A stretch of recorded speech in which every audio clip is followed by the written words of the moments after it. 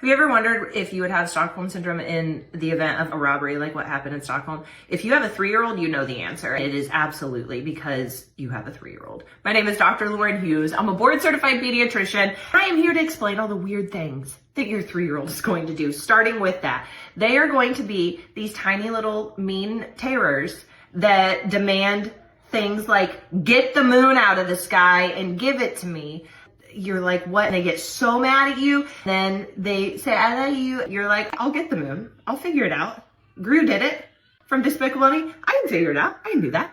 Here's the next thing. Whenever you wake them up in the morning, which, hit or miss on it, how scared I was each morning waking up my 3-year-old, or let's be honest, most of the mornings they were waking me up. They are going to look like they climbed out of an episode of Hoarders. There's so much shit in their bed. There is going to be a Spider-Man mask and a wooden spoon and maybe a cup and like every stuffy known to man, maybe a drill, something like that. They were going to have so much stuff in their bed, but whenever you tried to say you need all that in their bed, I need it.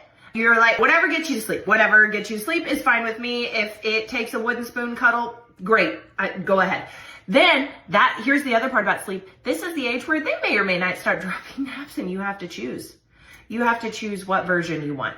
Do you want the nap version where you have a lovely 3-year-old the rest of the day? They don't go to bed till like 9 or 10 p.m. Or do you skip the nap, embrace the demon, have a lovely early bedtime? That is the decision you get to make every day. The next decision you're gonna have to make is, where's your rock and stick collection?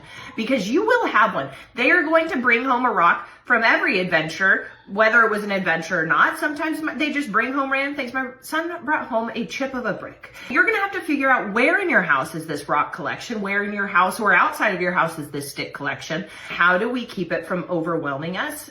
That is a decision you're also gonna have to make. Now, here's the last thing about 3-year-olds is they are going to ask you 8,000 million questions a day. What are you doing? What are you doing there? Where's that? What's that? Where's that? Why? They're going to learn all the things. Here's the other part. They're going to flip it around. They're going to spill all the tea. All the tea. Don't tell anything that you don't want your 3-year-old to tell the bank teller. Ask me how I know. It's wonderful and lovely. I'm forever in Stockholm syndrome.